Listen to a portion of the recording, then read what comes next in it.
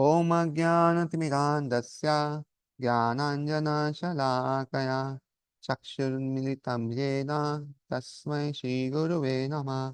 Shri Chaitanya Manopishtam Stapitam Yena Bhutale Swayam Rupa Katamayam Dadati Swapadantikam Vandeham Shri Guru Shri Yuta Padakamalam Shri Gurum Vaishnavamsha Shri Rupam Sagrajatam Sahagana Raghunathanvitam Tam Sajivam Sadvaitam Savadutam Parijana Saitam Krishna Chaitanya Devam Shri Radha Krishna Padan Sahana Lalita Shri Vishakamitam Sha He Krishna Karuna Sindhu Dinabandhu Jagatpate Gopesha Gopika Kanta Radha Kanta Namastute तप्त कांचन गौरांगी राधे वृंदावनेश्वरी वृषभानुसुते देवी प्रणमामि हरिप्रिये वाञ्छाकल्पतरुभ्यश्च कृपा सिन्धुभ्यश्च पतितानां पावनेभ्यो वैष्णवेभ्यो नमो नमः जय श्री कृष्ण चैतन्य प्रभु नित्यानंद श्री अद्वैत गदाधर श्रीवासादि गौर भक्तवृंद Hare Krishna, Krishna Krishna, Hare Hare, Hare Rama, Rama Rama, Hare Hare. So, welcome to the Bhagavad Gita class today. We are in chapter number 8, and we saw in chapter number 8, Arjuna asks these 8 questions: what is Brahma? What is Adhyatma? What is Karma? What is Adi Bhuta? What is Adi Deva? What is Adi Yagya? And how is Adi Yagya known in his body? And last question is how to know Krishna at the point of death. So these are the 8 questions asked. So Brahma means Jiva. Adhyatma means his Swabhava, which is the impressions carried on by so many uh, lifetimes after lifetimes. Then Karma is fruitive actions by which different bodies are being born and we transmigrate. Adi Bhuta is this constantly changing physical world. And Adi Deva is Virat Purusha, or which contains all the demigods and planets. And Adi Yagya is Paramatma, and Paramatma is situated in the heart, it's 7th answer. And the 8th answer is the rest of all chapter. So we saw that these things, and from 5th verse to and we see that how remembering Krishna at the time of death. So how to remember in the kind of death. So now from verse number 9 to 13, different ways of how to remember Krishna is given. So first of all, the qualities of Krishna is given so that we can meditate on Krishna by knowing his qualities. So let's see. Kavim Puranam Anushashitanam Anor Aniyam Samanusmaredya Sarvasya Thataram Achintya Rupam Aditya Varam Tamasa Parastat. One should meditate upon the Supreme Person who knows everything. So, Kaving means one who knows everything. That is omniscient. As he who is oldest, oldest means Puranam. So, he is the oldest of all. Nobody was before them. Uh, who is control? That is Anusashitaram. That is one who is controller. Then Anu Aniyasam. Aniyasam. Yam Sam. That is one who is the smallest of smallest. Then Sarvasya Dhataram, that is who is the maintainer of everything, that is Sarvasataram. Then he is beyond material conception, that is you cannot do, that is he's inconceivable, this Achintya is inconceivable. And he is a beautiful form, that is always a person, that is Rupam, he is a Rupa, he is always a form. And then he is luminous like a sun, that is Aditya Varnam. Aditya means sun. So his body is like illuminating like sun. It is self-revealing. So illuminates like a sun. That is Aditya Varnam. And then he is transcendental beyond this material nature. That is Tamasa Parastat. That is transcendental to the material nature full of ignorance. So all these words we saw. That is Kavim. We see here Kavim word. That is omniscient, knower. Then Puranam. That is oldest of all. And Anushasitaram, that is controller. He is a controller. Then Anur Ani Yamsam, Ani Yamsam, Yani he is the smallest of the smallest. And then uh, is that Anusmaridya, we should remember him. Anusmarid means we should always think of him as this. Then Sarvasya Dhataram, that is the maintainer of everything. That is Sarvasya Dhataram. Here it is in Sarvasya Dhataram, maintenance. And he is maintainer of all, that is Sarvasya Dhataram. And then he has Achintya. Achintya is one who cannot be known, is inconceivable. One cannot know, is Achintya, here, Achintya. And then Rupam. Rupam is a beautiful form. That is, yes, Rupam. He is not that impersonal. He has beautiful personal form. And then Aditya Varnam. So his Varnam is like Aditya. That is his bodily Kanti. It's like it's full of effulgence. And then Tamsa Parasta. That is he's transcended to material nature, full of ignorance. So these are different qualities of Lord. And by remembering these qualities, we can remember him. That he knows everything. He's oldest, he's a controller, he's the smallest, he's all he's knows everything. Sarvasya Dhatara is maintainer of everything, is Achintya, inconceivable, has beautiful form and whose body is effulgent and who is uh, beyond darkness. So one should meditate upon the Supreme Person as the one who knows everything, as he who is oldest, who is controller, who is smaller than the smallest, who is maintainer of everything, beyond all material conception, who is inconceivable, and who is always a person. He is luminous like the sun. He is transcendental beyond this material nature. Purport. The process of thinking of the Supreme is mentioned in this verse. The foremost point is that he is not impersonal or void. So first thing, he is not impersonal, he is not void. Like people say that he is impersonal. No, not impersonal. So we should understand this very much, that God is a person. We can pray to him, we can speak to him, we can see him. He has hands, he has legs, everything he has. So he's not impersonal or he's not void. Like people say that he's void. No, he's not void. So one cannot meditate on something impersonal or void. So one cannot meditate on light. It's not possible actually. So one needs a form to meditate. Even impersonalists, they also have a form to meditate. But after some time, they think that this form is temporary or they reject the form. Otherwise, we cannot, that is not very difficult, very, very difficult actually. The process of thinking of Krishna, however, is very easy and is factually stated here. So to think of Krishna is very easy, very, very easy. And it's factually stated here. First of all, the Lord is Purusha, a person. We think of the person Rama and the person Krishna.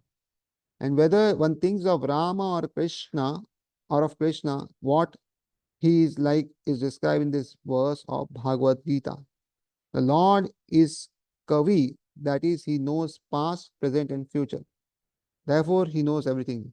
So, to know everything means to know past, to know present, and to know future. So, here Krishna knows everything. Therefore, whatever devotion service we do, whatever our aspiration are, and we should not be afraid. Like sometimes we think that whether we'll get this or that. No, Lord knows everything. When suitable time will come, he will reward us with everything. We just need to strive for every day, and then when suitable time comes, he will reward us. Then further, uh, also we should not do undesirable things because he knows everything. We cannot hide anything from him. So outside we may like be like good, but inside if we are not that good or don't have devotion, but outside only if we are just showing others that we have devotion, then it is not good because he knows everything. He knows past, present, and future. Then further, he is the oldest personality because he's the origin of everything. So his oldest doesn't mean that he's old. Like we see in some of the uh, religion, Lord is shown as he has a big mustache and a beard, and it's all white, and he's like looking very old, burdened. No, he's oldest, but he's ever new. So oldest doesn't mean that he's become old. That means he's from the origin of everything. Everything is born out of him. So everything is born out of him. Means all the good qualities and all the bad qualities, even all the happiness and even all the dukkha or miseries are also come out of him. So we should be thankful to him for everything. And he is the supreme control of the universe. So he is the controller. We are also controllers, but we are minute controllers. What we can control is ourselves, maximum, not others. But he's supreme controller. Like Indra, Chandra, Varuna, also controllers. But they are also minute controllers. They can control some aspect of the universe and for some time. Not all aspects and not each time. No. But Krishna's supreme control means he's even the control of devatas. That doesn't mean he's control of universe. And he's a maintainer and instructor of humanity. So also he maintains everything. So how does he maintain? So maintains all the living entities, giving them heat, light, air, water, everything, food, gas, and everything. He maintains, as we see in chapter 10 and all, we'll see now further also, he'll tell that I am the fire of digestion. So I digest, I give strength. So because of once a spark of my energy, uh, all these things are happening. So in this way, he's maintainer. Even uh, he stays in our heart. If Krishna is not there, then actually we cannot live because Krishna is there in the heart. Therefore, we are living. As soon as Krishna will leave the place, we are dead. So therefore, we should understand that he is the maintainer of everything and also instructor of humanity. So instruction is given by Bhagavad Gita, which we are reading. Also by his example in Srimad Bhagavatam is given. Then he is smallest than the smallest. So actually he's the biggest of the biggest also at the same time the smallest of smallest. And therefore we see in so many pastimes uh, that he remains small but still the Lord. And he kills so many demons like Putna, Saktasur, Bakasur, Aghasur and all. And he remains small, but he can do big things. And the living entity is 1/10,000 part of tip of hair, but the Lord is so encompasses all that he enters into the heart of that particle. So actually, Jiva is also very small. So Jiva, if you see, the size of the Jiva is 1/10,000 per tip of the hair. But the Lord enters the heart of the Jiva. So how small he may be, very small. Therefore, it's called the smaller and the smallest. As the supreme, he can enter into atom and into the heart of the smallest and control him as super cell. So he's small doesn't mean that he is not powerful. Like we see there are some deities we are very small, like Gopalji, the Nattu Gopalji is very small, but still we do everything as his Lord. So size is not a factor to say how mahan he is or how powerful he is. So even if the size is very small, he remains very powerful. So therefore, uh, he is the smallest of smallest. Although so small, he is still all pervading and is maintaining everything. So even if he's small, he's there everywhere. Each and every item is there. And he's maintaining everything. Everything is maintained by him. By him, all these planet systems are sustained. We often wonder how these big planets are floating there. It is stated here that Supreme Lord by his inconstant energy is sustaining all these big planets in system of galaxies. So, like a scientist, if you see, he throws a small satellite and is controlling from here, and the satellite flows in the outer sky. So, if the scientist who doesn't have so much brain, if he can do such things, then Lord, who has so big brain, why can't he float the so many different Earth, Mars, and all the planets and do a rule all that? It is possible, and therefore he's sustaining all this big planet system of galaxies. The word Achintya income is very significant in this connection. God's energy is beyond our conception, beyond our thinking, jurisdiction, therefore is called inconceivable Achintya. So Achintya means that we cannot conceive it. See, our brain has such some capacity to process information, but Lord is such a person. The qualities are such that we cannot even uh, think of it, that how Lord is so great. That is not our we can see how something we can understand, but not entirely. So therefore, it's called inconsiderate achintya. So we can argue this point. He pervades this material world, and yet he is beyond it. So Krishna pervades this world, but he is above it, and he is not affected by it, and he is beyond this material world. He stays above. So it's very different from us, because in this world, if somebody does something, he's also, if somebody is owner of a company or something, he's also affected by this world. Something happened to him also. If there are earthquakes or tsunami, he also is affected. But Lord is beyond this, and he is not affected by anything. And therefore, uh, he is beyond this material world. And we cannot even comprehend this material world also. See, the scientists are still finding, they're finding that we got a new planet now. This is a planet, and there are some speculating there must be life, there not must be life, and so much speculation going on that.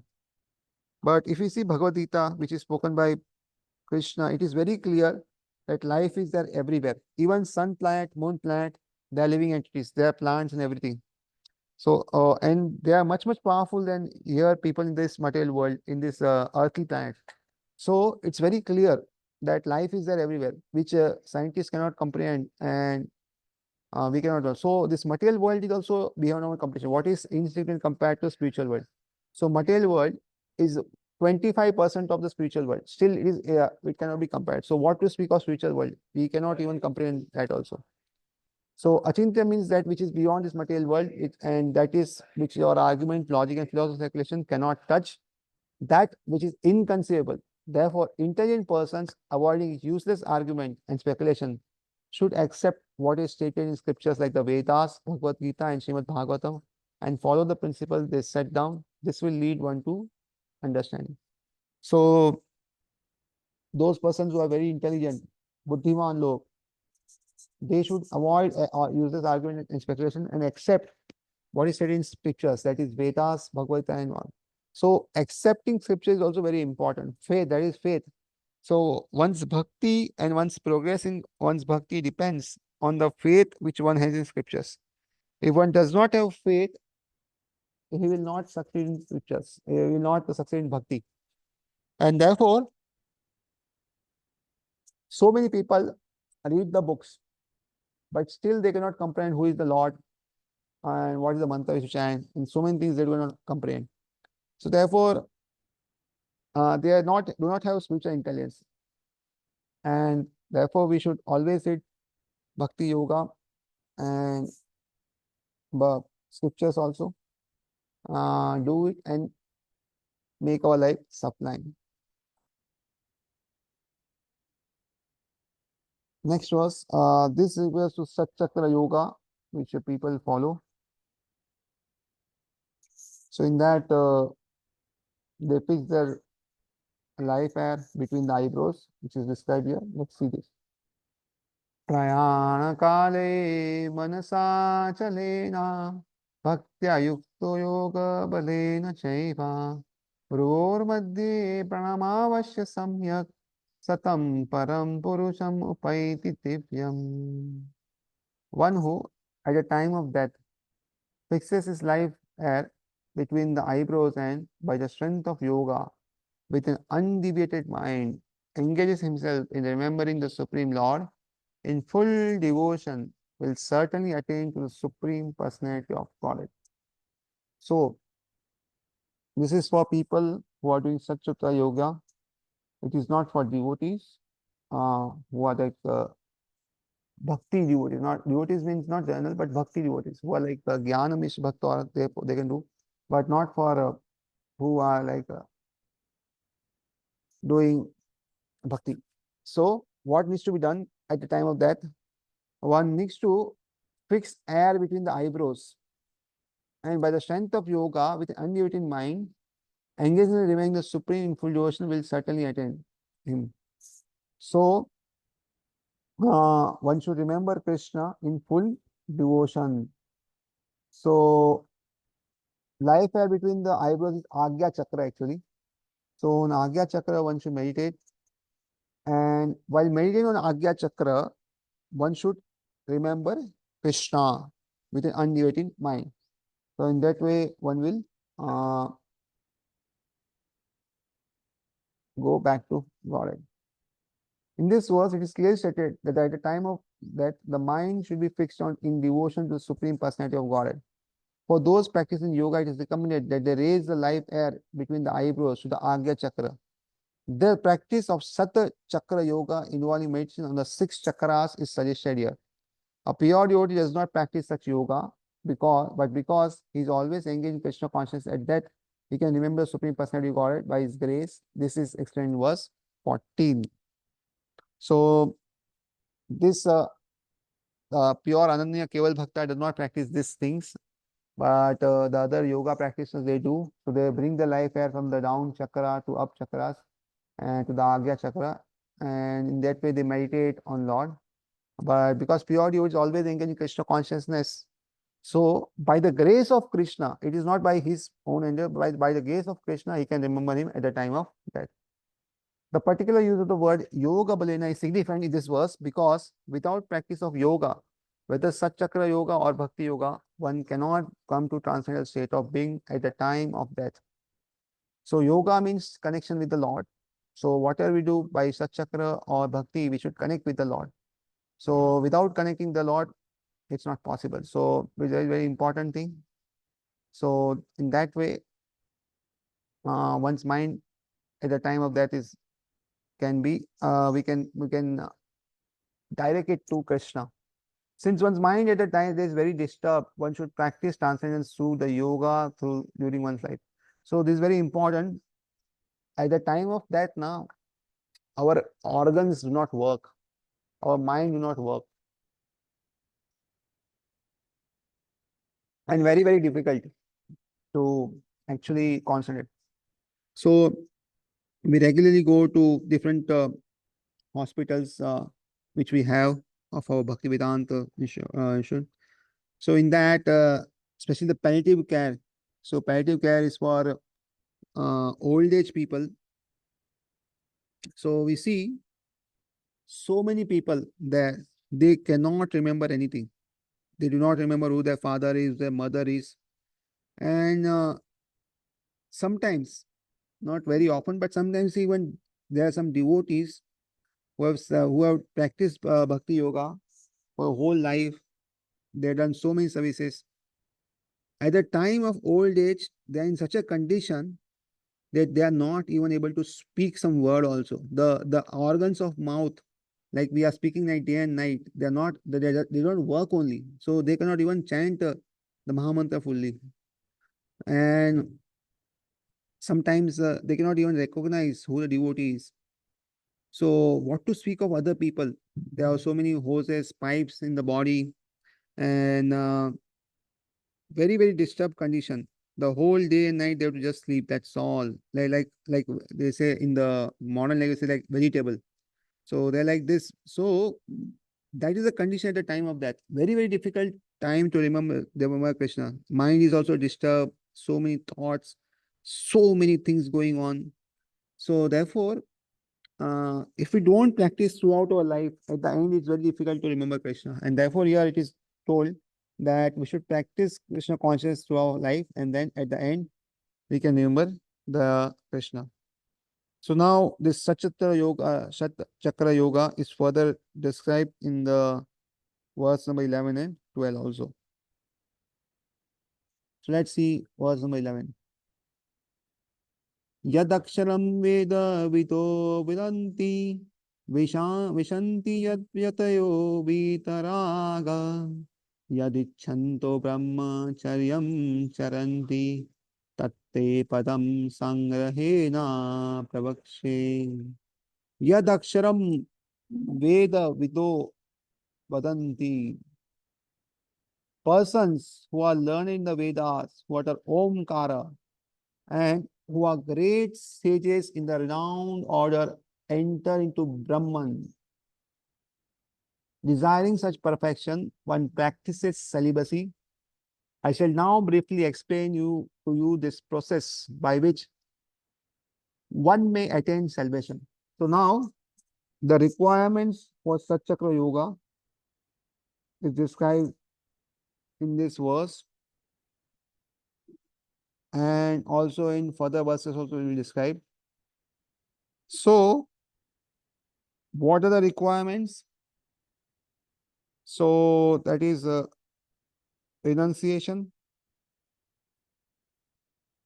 then who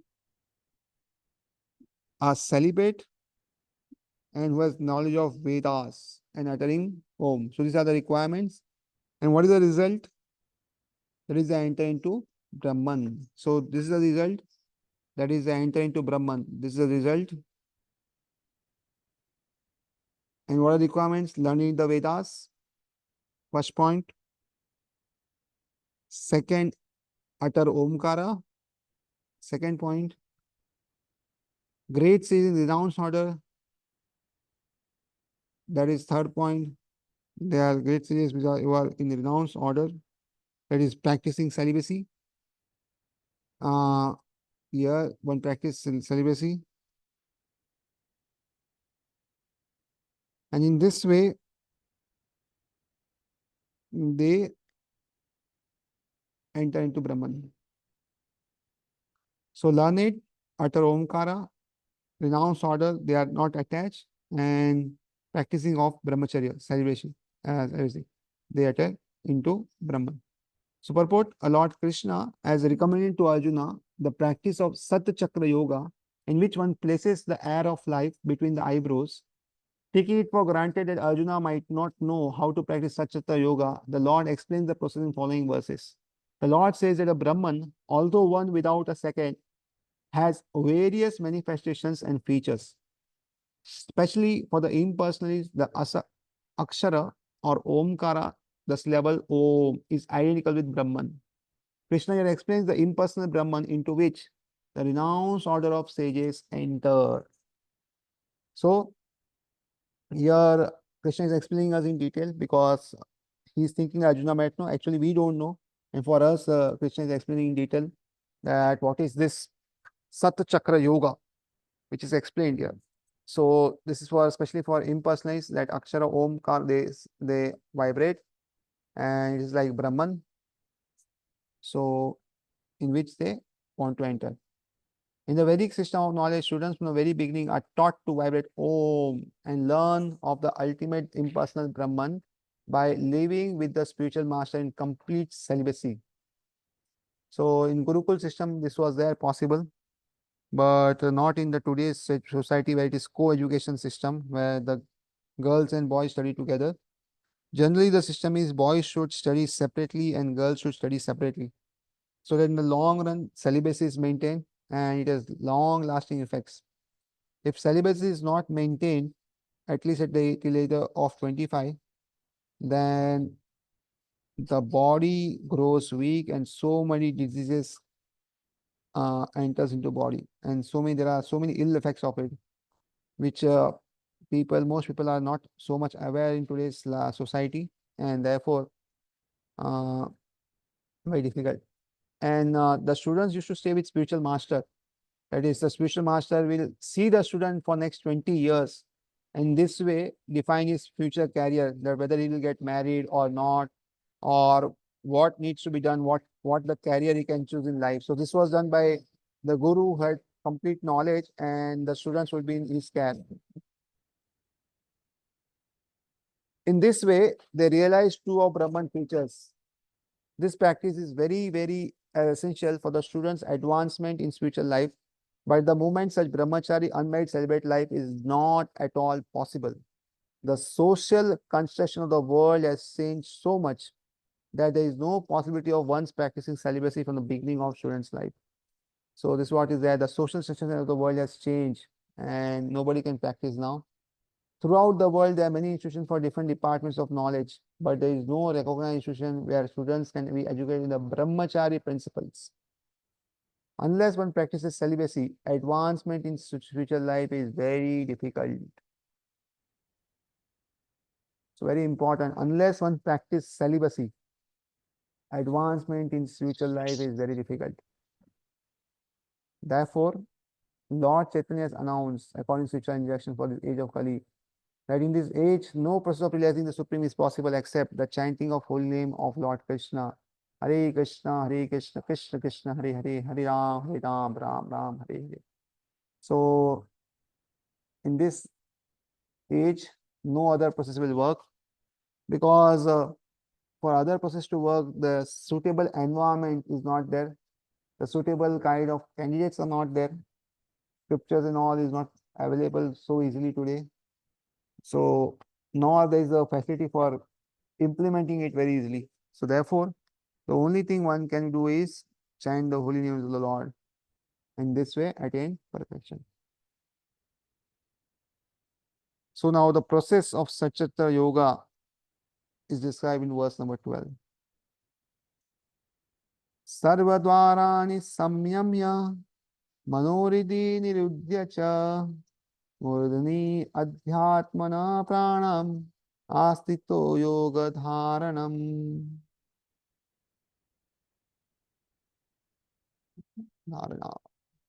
The yogic situation is that of detachment from all sensual engagements, closing all the doors of senses and fixing the mind on the heart and the life at the top of head. One establishes himself in yoga. So one should detach himself from all the senses, though that is closing the doors of senses, withdrawing all the senses from sense objects. So wherever the senses are involved in sense objects, I want to eat this, I want to see this, I want to enjoy this. So the senses are to be removed from the sense objects. So closing all the doors of senses and fixing the mind on the heart and the life air. So that is withdrawing all senses, closing, then fixing the mind on the heart, because on heart is Krishna. So fixing the mind on heart and fixing the prana, that is air, on top of head. So we brought it to next. So top of head, the prana or the air has to be brought off. And then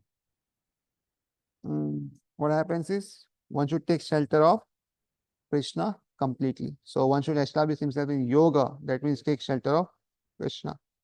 So in this way, one needs to practice Satta Chakra Yoga. Detachment from all the sensual engagements, closing all the senses, that is fixing in mind, in heart is on Krishna, and leaving the prana on the top of head. So the soul remains in the prana. So in the prana air, it floats, and therefore the prana has to be brought to the head. So according to yoga, if the soul leaves from the top of the head, it goes to good destination. If the soul leaves from the bottom, then it goes to a bad destination. Or so this is what the is, and therefore they try purposefully to bring soul out from the top, not and it should not go from the bottom. And this is the practice what for which they do. So I cannot explain more in detail because I have not practiced this and I don't know the more details, but what is there here, we can just see this and understand what is there. So purport: to practice yoga, as I said here, one has to close the doors of all sense enjoyment. This practice is called pratyahara, or withdrawing the senses from the sense objects. So we saw the 8 stages in the Ashtanga Yoga, that is yama, niyama, asana, pranayama, pratyahara, dharana, dhyana, and samadhi. So yam means the don'ts, niyam means the do's, niyam. Then asana is the bodily exercise, pranayama is the breathing exercise, and then it's pratyahara. So pratyahara is what? Withdrawing the senses from sense objects. So after that, we do dharana, that is fixing the mind on long form. It's more intense in dhyana, and it is a samadhi. So this is like pratyahara, that we are withdrawing the senses from sense objects. The sense objects for acquiring knowledge: the eyes, ears, nose, tongue, and touch. These are the 5 Jnanendriyas. Jnanendriyas means one which is used for acquiring jnana is called Jnana Indriya. So this, like eyes, it gets some jnana. So we see something, so oh, this is like white. Oh, this is look like a round shape. This is all jnana. Then we hear about that thing. Oh, how sweet it is. So, and then smell that fragrance. Oh, then we touch it. Oh, how it goes. And then we put in the mouth. So in this way, all this gives a different aspect of that whole thing. So the sense are used for that, and that should be fully controlled and should not be allowed to engage in sanskrit. So that should be so controlled that one does not even think of sanskrit things. In this way, when the mind is fixed on super in the heart, the life force is raised on the top of the head. So withdrawing senses on sense objects, the mind is situated on the lotus feet of Lord, and the prana goes to top of the head. So these three things need to be done. In the sixth chapter, this process is described in detail, but here, as mentioned before, this practice is not practical in this age. The best process is Krishna consciousness. If one is always able to fix his mind on Krishna in devotional service, it's very easy for him to remain in an undisturbed transcendental trance or in samadhi. So, one is able to fix his mind on Krishna, then this is very easy to remain undisturbed.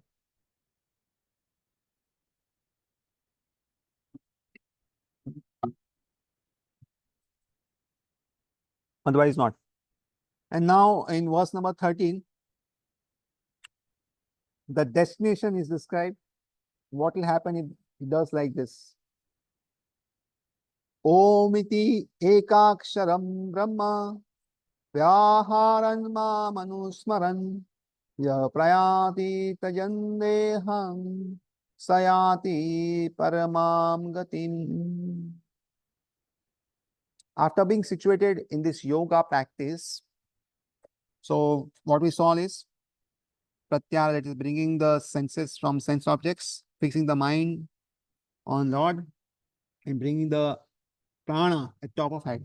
So after bestowing this yoga practice, and now vibrating the syllable Om, now vibrating Om, that is a supreme combination of letters, and thinking of Supreme Personality of Godhead. So in this way, thinking of and then quitting his body. So in this way, if he quits his body, that is the life has goes removes from the top of the head. So it goes out. Then what happens? He will certainly reach the spiritual planets. So if this is how he quits the body, then there is a guarantee that one will definitely reach the spiritual planets. Purport. It is clearly stated here that Om, Brahman and Lord Krishna are not different. So this word Om, the Brahman images Krishna are not different. They are one and the same. Actually, they are different aspects of the same God. So that is how we understand. The impersonal sound of Krishna is Om, but the sound Hare Krishna contains Om. So impersonal sound vibration is of Krishna is Om, but Hare Krishna mantra also contains Om. The chanting of the Hare Krishna mantra is clearly recommended for this age. So if one quits his body at the end of life chanting Hare Krishna, Krishna Krishna, Hare Hare, Hare Rama, Rama Rama, Hare Hare, he certainly reaches one of the spiritual planets according to the mode of his practice. So at the end, one needs to just remember and then one reaches the planet. The devotees of Krishna enter the Krishna planet Goloka Vrindavan. For the personalities, there are also innumerable other planets known as Vaikuntha planets in the spiritual sky, whereas the impersonal remain the Brahma Jyoti.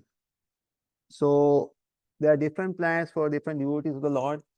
There's planet for Narasimha Dev, there's planet for Varahadev, there's planet for Matsya Avatar, there's planet for Kurmadev. So there's different Vaikuntha planets for Vishnu, Narayana, and similarly there is a planet for Krishna, which is Golok Vrindavan Dham. So the personalists who are believe in the form of the Lord enter into one of the Vaikuntha planets, whereas the impersonalists who do not believe in the Lord enter into Brahma Jyoti. So this is what it is. Now, from verse number 14. So now we saw how to attain Krishna by Satchakra Yoga.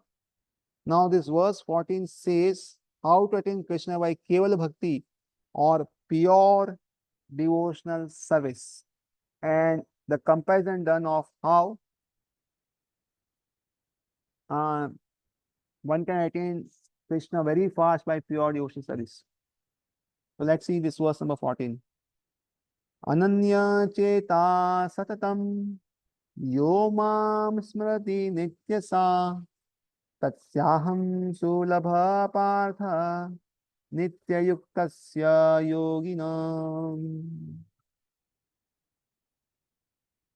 For one who always remembers me without deviation, I am easy to obtain, O son of Pritha, because of his constant engagement in devotional service. So, most difficult part in is always remembering. See, we remember Krishna, but sometimes we remember other things. So here, if you want to attain Krishna, then who can attain Krishna is one who always remember Krishna. And who can always remember Krishna is one who is always engaged in one of the other activities of Krishna. That is either chanting or hearing or seeing or dressing or making bhoga for the Lord, or whatever one does in a consciousness that one is doing for Krishna. Whatever job one does, whatever activity one does, whatever business one does, one needs to understand and one needs to think that one is doing for Krishna. In this way, everything becomes a part of bhakti. And if this way one practices bhakti, then it's very easy to remember Krishna without deviation. For them, it is very easy to attain Krishna because is constantly engaged in devotional service. So everything becomes devotional service. His bathing, his taking food, everything becomes devotional service. And therefore, if everything becomes devotional service, then it's very easy to remember Krishna and one can go back to God very easily. The verse especially describes the final destination attained by an unalloyed devotee who served the Supreme Personality God in Bhakti Yoga. So this verse is especially about the Bhakti Yoga of how one does Bhakti Yoga and attains Krishna. So previous verses have mentioned four different kinds of devotees: the distressed, the inquisitive, those who seek material gain, and the speculative philosophers. So this we saw in chapter 7. There's different kinds of bhaktas and how they attain Krishna. So it is said that they were Udaradi because they approached Krishna. So these are the ones. This is verse number 16 of 7th chapter where these are described. And then the different process of liberation also been described: Karma Yoga, Jnana Yoga, and Hatha Yoga. So this also we saw in different chapters, third, fourth, fifth, and sixth, and all. Different things like Karma Yoga, Jnana Yoga, Hatha Yoga. The principles of this yoga systems have some bhakti added. So this, see, nothing can be successful if bhakti is not there. If you only karma, then you may or you may not, you will not get success. But if it is karma yoga, then you will definitely get success because there is some element of bhakti. Similarly, jnana yoga gives result because of yoga or because of connection with Lord. If you only do jnana, then you will not get success. So the principle of this yoga system has some bhakti added, but this was particularly mentions pure bhakti yoga without any mixture of jnana, karma, or heart. So kevala bhakti is described in this verse, where there is no mixture of jnana, karma, or hatha. As indicated by the word ananya cheta, in pure bhakti yoga, the devotee desires nothing but Krishna. So here there is nothing required, only Krishna is required, and therefore we depend on Krishna. A pure devotee does not desire promotion to heavenly planets, nor does he seek oneness, the Brahma Jyoti, or salvation, or liberation from material entanglement. A pure devotee does not desire anything. So who is a pure devotee? Who does not desire anything but only service of the Lord. That is the only desire he has, that's all. So he does not want to go to heavenly planets also, and he does not want to become one with Lord as go to Brahma Jyoti, or he does not want liberation of material miseries also, that oh, I am miserable here, I don't want to go out. No, nothing.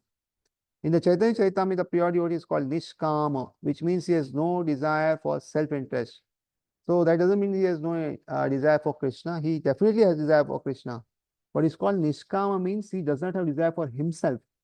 So for himself, he will not do anything. But for Krishna, he can cross over mountains and rivers and do whatever is required. Perfect peace belongs to him alone, not to them who strive for personal gain. Whereas a Jnani Yogi, Karma Yogi, Hatha Yogi has his own selfish interests. So, uh, perfect peace belongs to to him alone, who does not strive for any personal gain. He does not want any personal. See, Krishna consciousness is working for Krishna. See, Jnani Yogi means, or Karma Yogi or Hatha Yogi means he wants to be liberated. He wants to merge into the Lord, or he wants to become great. But Krishna devotee means he wants to just serve Krishna. And whatever Krishna does for him is best. But that's all. A perfect devotee has no desire other than to please the Supreme Personality of God. Therefore, the Lord says that for anyone who is unflinchingly devoted to him, he is easy to attain. So anybody who is the law says that who is uh, devoted to him unflinchingly, so he is very easy to obtain. A pure devotee always engages in devotional service to Krishna in one of these various personal features. Krishna's various planetary expansions and incarnations such as Rama, Narasimha, and a devotee can choose to fix his mind in loving service to any of his transcendental forms of the Supreme Lord. So it is not necessary that everybody should become a devotee of Krishna. So one can be devotee of Narasimha, one can be devotee of Rama or any other also. So the important point is to become devotee of Vishnu. That is the important point. So that is the most crucial point. So in that one may be devotee of anybody, any Vishnu form. That is not very uh, uh, important, but one needs to be a devotee. That is very important. Such a devotee meets with none of the problems that plague the practice of other yogas. So other yoga practices has faces so many problems, and actually it takes many lifetime to reach by other practices. Whereas by bhakti it is very easy. It's very fast also. Within a few lifetimes one can reach back to God. But others may take thousands and millions and lakhs of lifetime to reach the destination.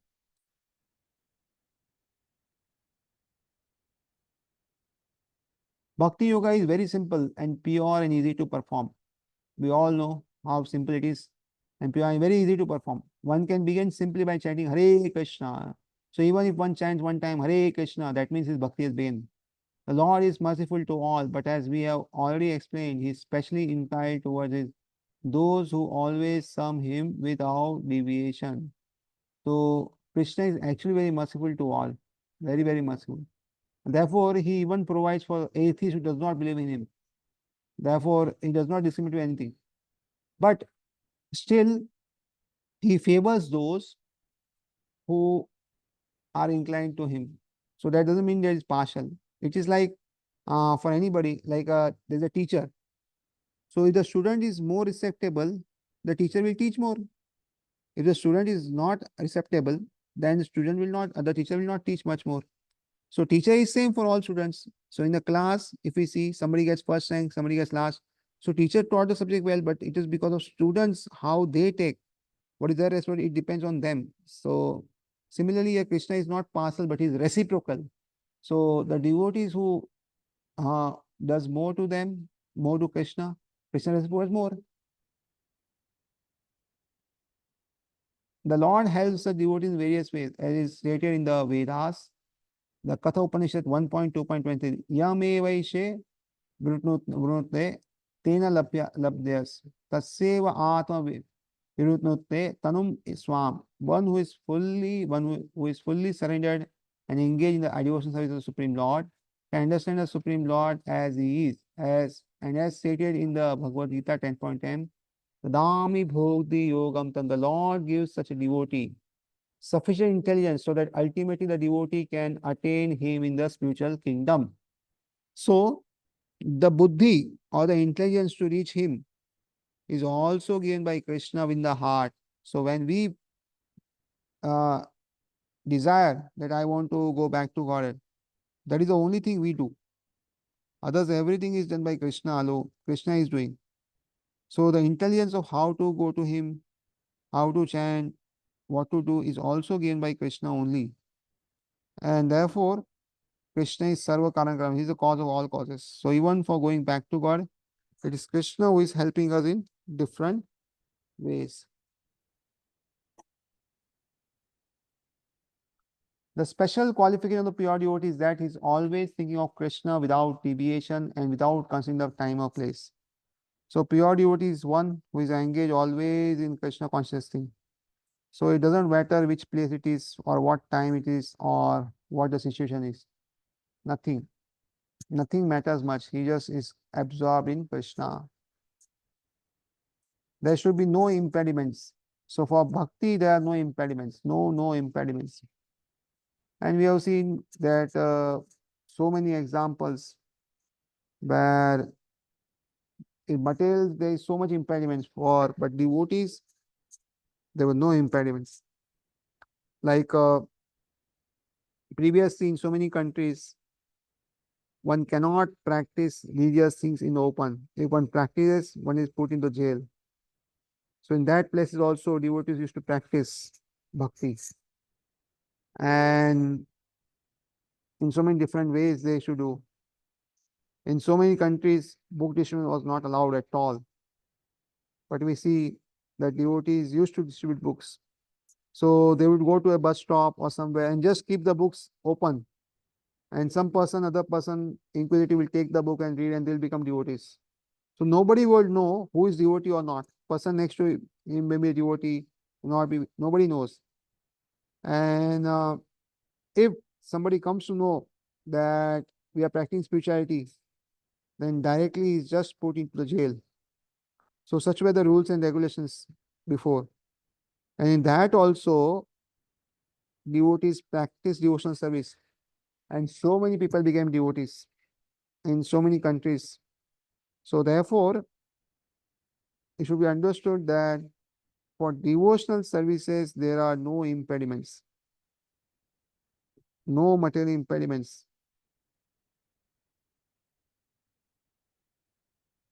He should be able to carry out his service anywhere at any time. Some say that devotees should remain in holy place like Vrindavan or some holy town where the Lord lived, but the pure devotee can live anywhere and create the atmosphere of Vrindavan by his devotional service. It was Sri Advaita who told Lord Chaitanya, wherever you are, oh Lord, there is Vrindavan. So for others, it is difficult. If there is harm, it is good. If the environment is good, it's good.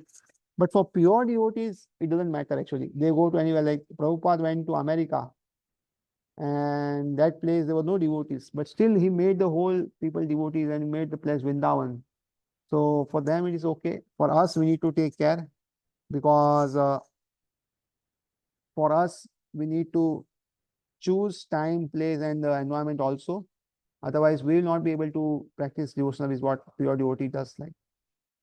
As indicated by the word satatam and nityasa means always and regularly or every day. So one should practice devotional every day.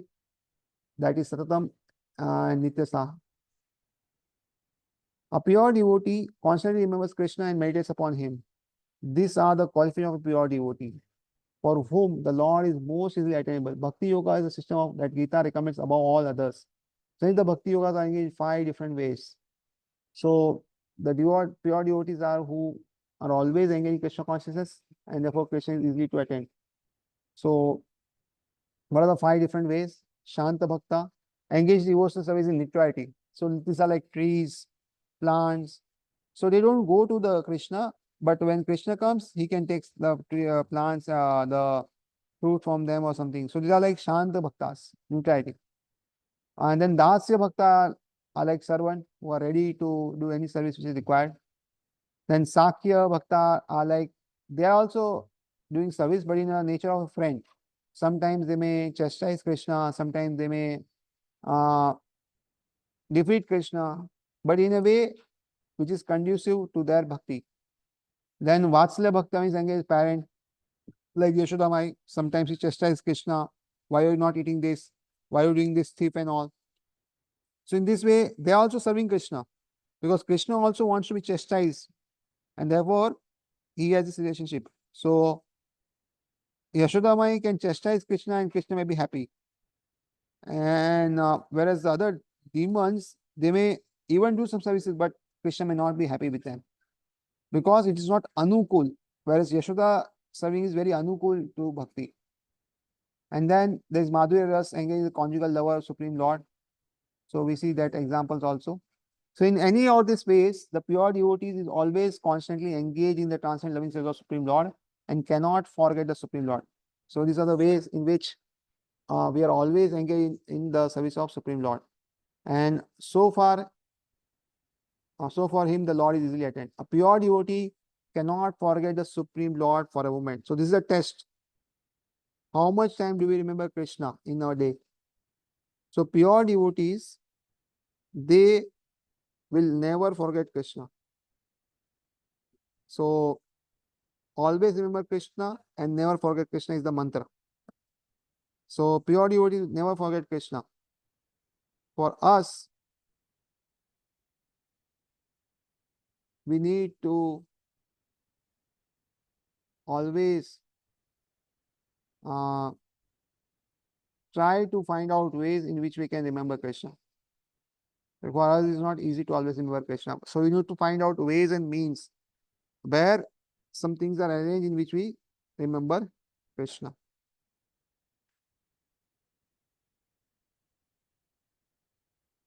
And similarly, the Supreme Lord cannot forget his pure devotee for a moment. This is a great blessing of Krishna conscious process of chanting Mana Mantra, Hare Krishna, Krishna Krishna, Hare Hare, Hare Ram, Ram Ram, Hare. So if one chants this constantly, one day the time will come when one will remember Krishna always. Just one need not do any Vaishnava aparat. That's the only thing one need to do and chant Krishna always. In this way, one can always be engaged in Krishna consciousness.